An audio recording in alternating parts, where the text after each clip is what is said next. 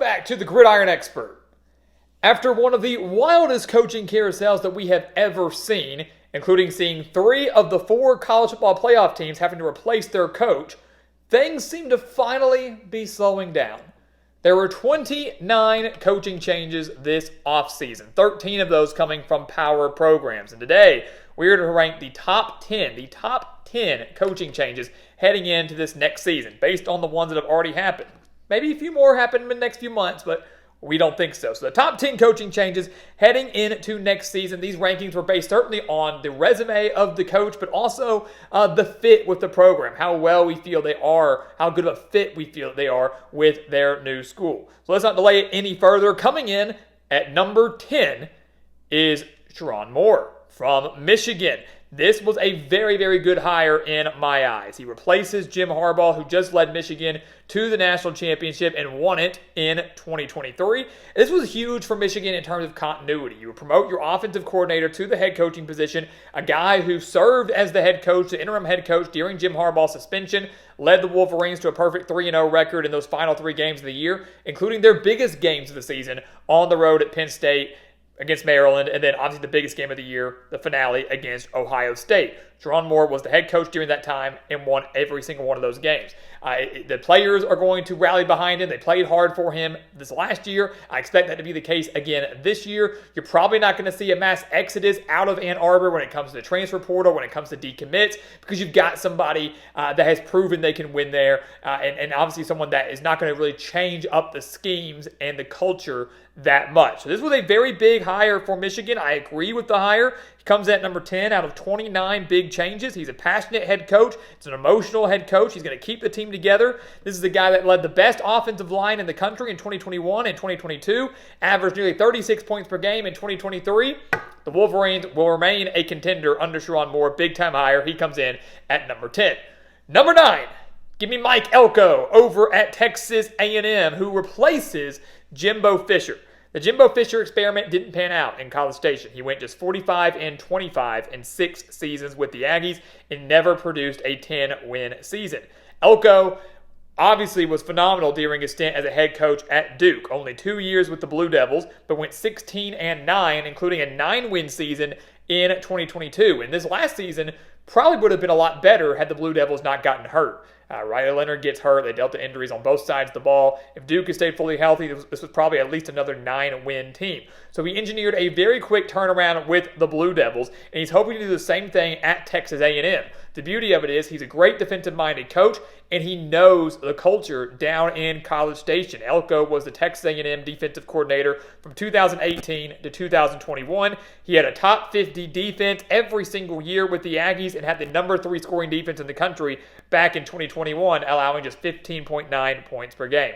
So this was a very good hire, but A&M's got to be patient. I don't expect him to come in here and win 10 or 11 games in his first year, to get A&M to the playoff in his first year. It's going to take some time, going to take a little bit of patience from the fan base, but overall, I think it will pan out. Number 8, Jon Sumrall at Tulane. I love this hire. I think this was a great hire by a Tulane team that's not looking to rebuild, right? You lose Willie Fritz to Houston, that hurts, right? But this is not a Tulane team that's going to go, okay, now we're fine. We're fine regressing and fine trying to build our way back up. They're not going to do that. Sumrall isn't looking to do that. In his only 2 years as a head coach, his first 2 and only 2 years as a head coach at Troy, he won the Sun Belt Conference both years and went a combined 23-4, finished number 19 in the polls back in 2022. He's only 41 years old. He's extremely young. He's a great defensive mind, and that's Tulane's going to pride themselves on that. And I think he's going to continue the Green Wave success. I don't expect Tulane to fall off in the American. I think they're still going to be contending for a potential playoff spot now the playoff has expanded to 12 teams. This was an excellent, excellent hire by Tulane. They will not fall off under Sumrall. And again, there is no rebuild coming in New Orleans. Coming in at number 7, Jonathan Smith at Michigan State. Look, as did many people within the Oregon State program, Jonathan Smith saw the writing on the wall. The Pac-12 dissipated. Oregon State and Washington State didn't have a home. Yes, they're going to play a lot of teams from the Mountain West, but Jonathan Smith wasn't about that. He was like, if I want stability and guarantees, I need to find a new job. And he went to Michigan State to replace Mel Tucker after that whole debacle in East Lansing. This is a guy that has a massive rebuild ahead of him with the Spartans, but he had a massive rebuild ahead of him at Oregon State, and look what he did for that program. Oregon State was 12-36 in the 4 seasons before Jonathan Smith got to Corvallis. Smith went 25-13 in his final 3 years there, including a 10-3 record in 2022. That was their best stretch, by the way, best stretch of football since 2006 to 2009. So did a phenomenal job in Corvallis. He's a great offensive mind. I think he's going to get Michigan State back to relevancy in the Big Ten, the expanding Big Ten. But like A&M, they need to be patient with him. This is not a quick fix. Jonathan Smith is a program builder, and he will get there, and that is why he comes in at number 7. Number 6, this one could surprise you. Derek Mason at Middle Tennessee. I thought this was a fantastic hire.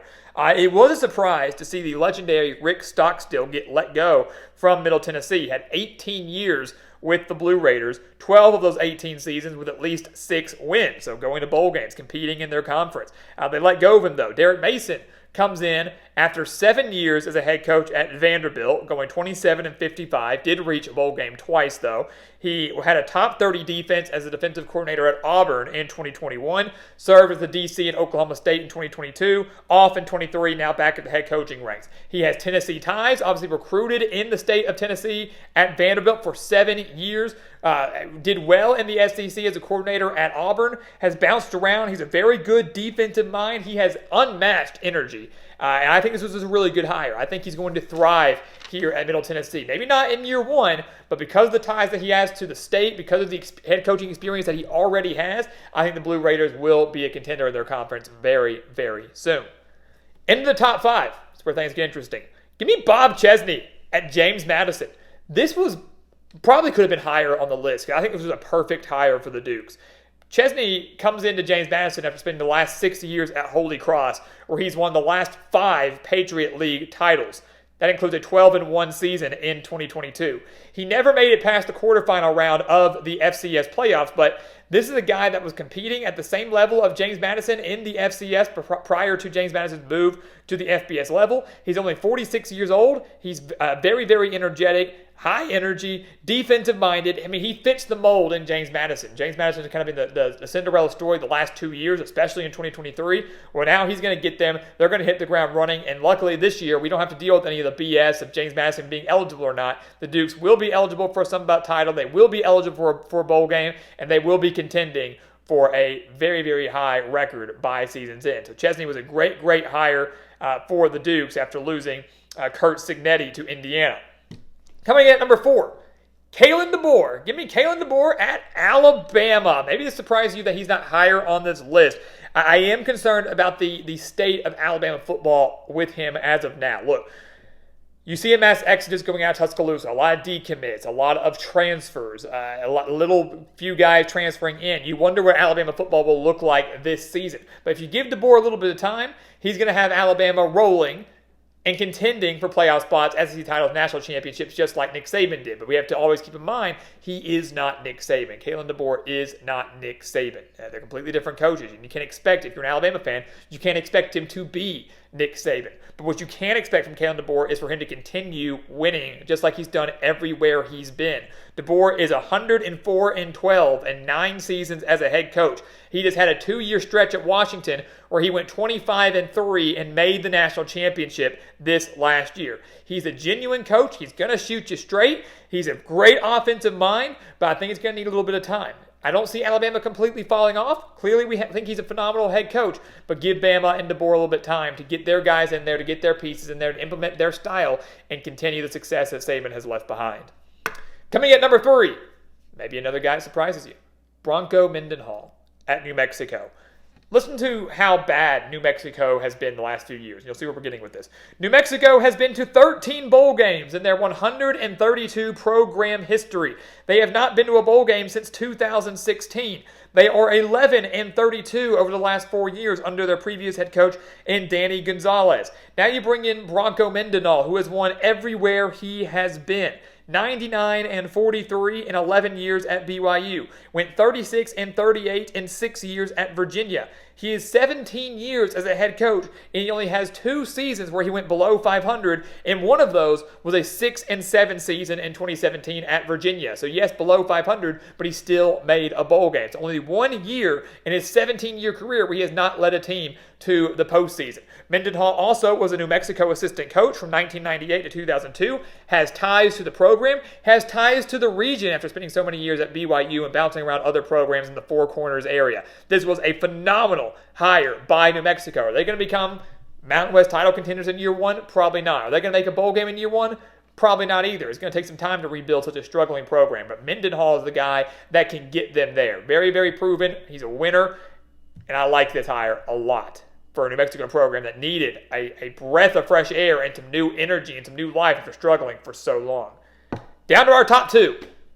29 coaching changes, and we're down to our top 2. Coming in at number 2, give me Curt Cignetti at Indiana.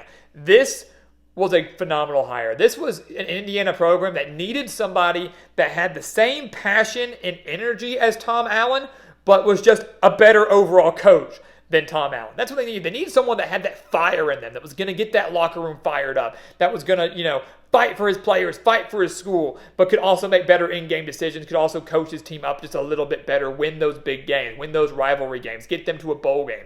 Indiana, guys, just has been a very, very bad program. Indiana has 5 bowl appearances since 1994.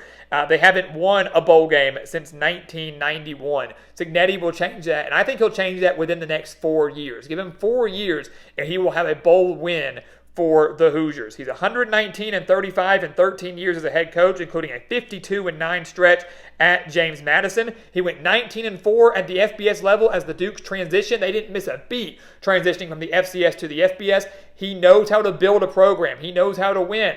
Indiana probably will not win big in year 1, but again, you need a new coach these 3 or 4 years to implement a system and get things going. By that point, year 3 or year 4, Bloomington will be rocking, and Indiana will have a bowl victory. Our number 1 hire. This is it. The number 1 hire, the top coaching hire of this offseason in our eyes here at the Gridiron Expert is none other than Willie Fritz at Houston. This is massive. Houston transitioning to the big leagues, right? Going from the American to the Big 12. Last year didn't really fare that well in the first year of the Big 12 play. So bad they got rid of Dana Holgorsen.